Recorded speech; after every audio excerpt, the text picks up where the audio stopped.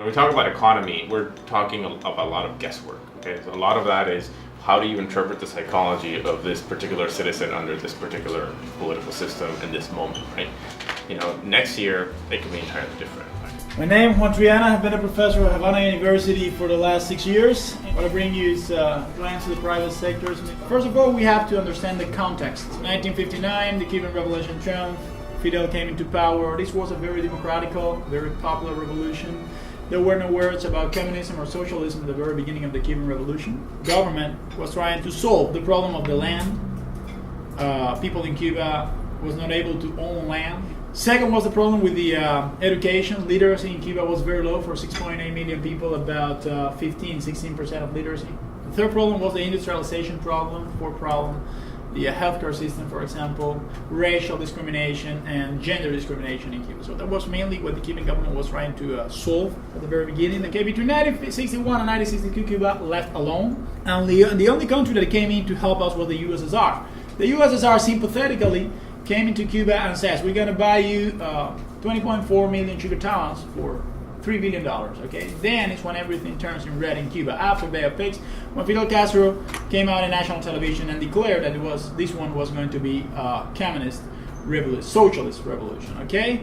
In order to build socialism in a country that had been capitalist for the last 50, 60 years, then you need to eliminate the most important or the fundamental contradiction, okay? Which is the one that you have between the private property and social property, okay? So the Cuban government ran the revolutionary offensive of 1968 when they expropriated more than 48,000 private businesses. And it was to eliminate the competition from the state sector. I would say in a socialist country, competition is something that is not supposed to exist. I mean, socialist companies should not compete against each other, okay? The choice has always been framed as this government, the communist government, or back to Batista. In between those choices, keep in mind that people generally tend to go for the native thing and the one that ensures the most order. They just want a stable environment that they can just go along their life and live their life. And it's survival economics. It's not, I want to be rich. It's like, I want to be able to have a moderately low middle class life if I can for me and my family. That's all. There's nobody thinking of getting rich out there. What economic benefits to Cuban private businesses could occur if the embargo is not lifted and if the embargo is lifted? If the embargo is lifted, we could start thinking first about exporting to the United States, something we cannot do now. We cannot export any product from private business or from state-owned enterprises. Second, we can have a direct access to an economy that is the 24% of the world economy. It means not only trade, it means investment, it means acquiring technology. If the embargo is lifted, free to travel to Cuba. You have an idea what would be the American market, the potential American market for tourism in Cuba? 15 million right now, next door. American capital would be an excellent thing for the Cuban economy because it would not only would it give them more access to information of how to run businesses, which is very limited, but it'll give them markets to sell their products to, if they're allowed to sell foreign products, and also create a lot more people coming in to help out with them. From 1901 until 1959, we were depending exclusively on the United States, only in the United States. And since 1962 to 1990, we were depending on the USSR. So Cuba hasn't been alone ever. We always have been depending on a very big country. In 1990, when they disappeared, we were alone. We realized we were not self-sufficient. The GDP went down at 34.7%. We lost our trading partners. So there was a very big and deep crisis in Cuba. Cuba used to be an extremely unequal society in which people who were in poverty were in abject poverty. Because what happens in a special period? The government basically just has nothing to give people. People are starving here. And it is true that the Castros and the communist government completely overturned that situation by enforcing equality, meaning taking property from people and giving it to others. We sort of see a divide between the Castros, the government, and the businesses and the people. Unless it's being hidden very well, I'm not seeing the high level of poverty that you can see in countries that have are otherwise have similar histories to Cuba? From about 785,000 people, which is the total labor force in Havana City, about 1.42% was the share of the private sector in 2010, 17% in 2014, only 2 years. I mean, this is October 2010, this is January of 2014. More than 15 percentage points was the growing of the private sector in Havana City, okay? That is, one more time, explosive reaction, massive reaction of people moving to the private sector. You will see that none of those are professional activities that are mainly aimed to the private to the service sector and had no added value. Once you have a very socialist system, which is very closed off, and you allow some liberalizing reforms, you have seen very weird discrepancies. So for example, here, a taxi driver who shuttles around us, or a bus driver, or the people who work in the hotel, or anybody who works in tourism is making a tremendous amount of money versus nearly any other trade that exists in Cuba. That includes doctors, biomedical engineers, I mean, people who do really complicated and high value work, right?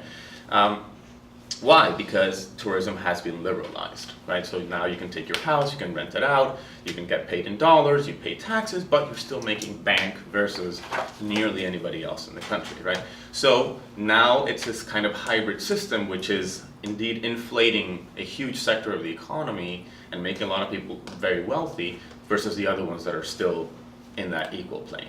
Okay. Doctors have a lot of added value to the Cuban society as well as on an international scale, but they get paid very low in Cuba versus somebody selling curios on Obispo Street.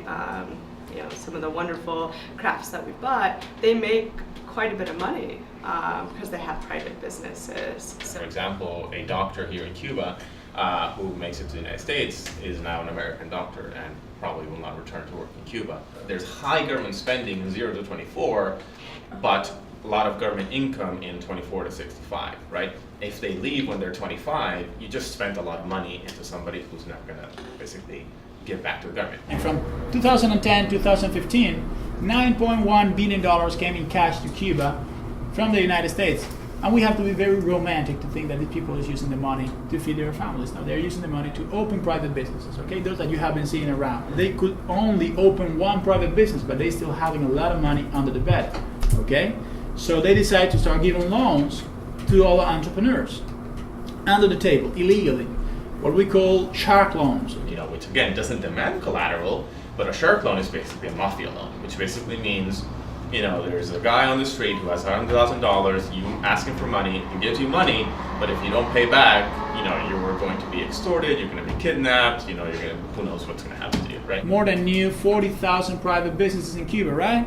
And you can ask yourself, if they're not getting money from the only legal traditional credit channel, from where these people are getting the money to open their businesses? I mean, when you don't have a strong financial sector which is able to furnish money into the economy with government control, people are going to obtain money. It's just that it's going to come in different ways and it's not going to be enough or exactly where you want it, right? As more people become entrepreneurs and farmers in Cuba, presumably there will be less people working at state businesses and places. How do you think that will affect Cuba? And it happens gradually, step by step within the next years, as given time for the government to get ready in some other areas and preparing people, then the impact in the Cuban economy will be very good. We will not allow huge companies owning things in Cuba, but we will allow people doing businesses with the Cuban government. I mean, foreigners investing in Cuba within the Cuban government, up to 49% control of the business and 51% for the Cuban government. And we will allow, I would say, within the next 3, 5, 7 years, Cuban nationals opening bigger businesses than the ones they have been doing so far.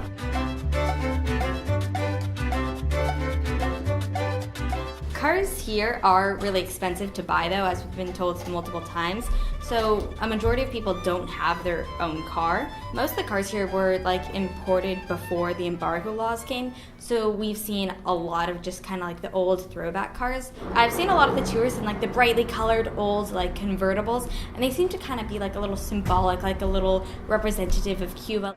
For taxis, I've mainly seen tourists taking them. It seems like people here kind of walk where they want to go. So in order to be a taxi driver, it's, I think, relatively easy based on what Guillermo was telling me. Once you have your driver's license, you just need a special taxi license. Actually, being a bus driver is a little bit more complicated because not only do you need a bus to drive, you need to drive for a few years and kind of have like a clean record.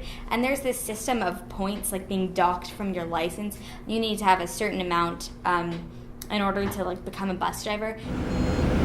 These are some of the local buses that we have.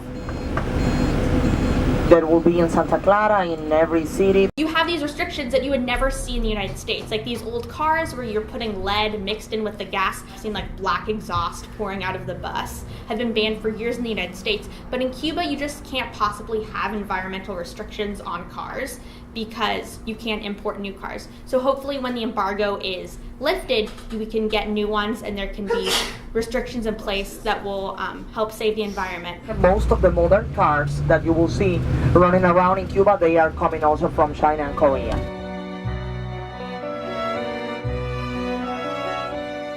Tobacco depletes the soil, and in Los Viñales, the soil is very rich, it's red, it has a lot of iron. So if you're continually planting tobacco year after year, what's going to happen is the soil is going to lose all its nutrients.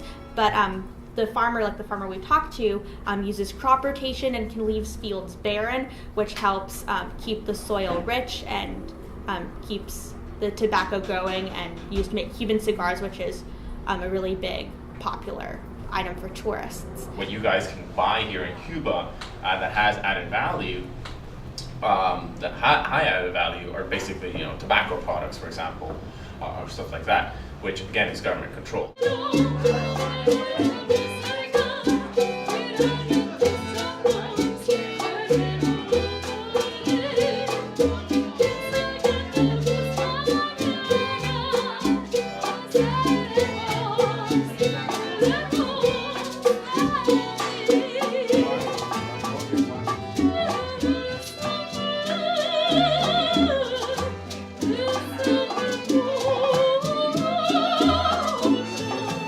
For a really good quality cigar, this fermentation takes minimum 2 years. And then they just put it in these houses. We can see over here, they put it in these houses and they dry it. 631 that are in there. Every harvest, every 7 days. What you can see here is a sample of how do they just hang the leaves to dry it. February, March, the house will be full of tobacco leaves. Y están hasta mayo en ese proceso. And they will be here, they will stay here until May, more or less. May is the rainy season in Cuba. After that process, they sell this 90% to the government. 10% para el consumo de la familia. And this 10% is for the family consumption. The government they are going to select it, they are going to make the so famous Cuban cigars. To be considered a Cuban cigar Habano, it has to be made by hand. Everything is by hand. El final acá. They have to have some sort of self-sustaining method. That's why they have a very important biomedical sector, because they feel that that's one of the things that's going to give them a huge edge in when they do become a more liberalized economy. Okay. By the way, the salaries in the biomedical sector span to about $150 per month, which is far higher than most other wages in the country.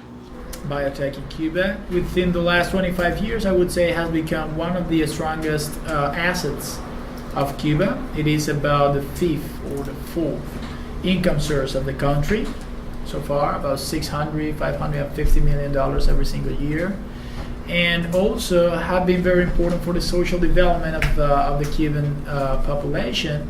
It has provided Cuba with a huge, I would say, identity, internationally speaking. Cuba is one of the top countries in terms of biotech, and also sympathetically helping the rest of the world. We have been sending those vaccines for free, and physicians and everyone to the rest of the countries. First of all, the 90s, we need to open widely to the foreign capital. We were importing 85% of the food we were consuming. In order that Cuba can import, you need dollars, because you cannot do anything with the Cuban pesos abroad. People don't like it. And you know that the dollar is the strong currency and it's the only one you can use abroad, you're going to keep dollars under the bed. So many people were trying to keep dollars, and the government saw that they have no dollars to import what people need to buy for food. So we decided to create a new currency, the CUC. We have the CUP and the CUC. There will be a certain amount of food that every family will get per person. Every member of the family will get the same every month. And then all the products are subsidized by the government, so the prices are very low. We pay in Cuban peso, not in CUCs. And the amount of food will be mainly lasting not a whole month, around, let's say, 15 days. So you need to buy extra food. And it depends how many family members, I guess, there are. And if there are children, the children, they get milk, jam, meat. What if you run out? You have to go to the open market, to the farmer market and buy it for a more expensive price. And everything was, I would say, very nice until 2003, 2004, okay? When we decided to eliminate the US dollar from the domestic circulation. Very easy to understand. In order we can earn monetary autonomy, because if you allow dollars circulating in your economy, you will be always depending on the monetary policy of the Fed. But also we should have taken out the CUC, that was what the academia advised. We didn't do it, and the problem is that it created a huge distortion for the Cuban economy. There is no way you can measure the implication of any policy, because you really don't know how profitable a company is, because you have these two currencies. Nobody really knows how the economy is doing when you have these exchange rates, because you can't really calculate it. The second problem is that you have different exchange rates. One for the population, another one for the business sector. 24 Cuban pesos is 1 CUC, and 87 cents of a CUC is $1. But then you have the company sector, where $1 is 1 CUC and is 1 Cuban peso. For example, those companies that import many things are the ones that are in charge of import what Cuba needs to keep running those social programs we have, healthcare system and educational system, okay? Those companies that have a very strong component should have subsidies from the government in order that they can keep doing business. Thank you.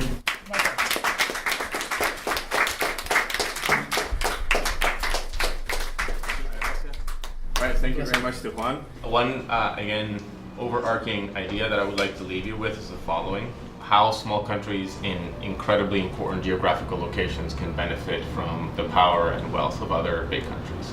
And Cuba is just one of these absolutely fantastic examples to see that principle.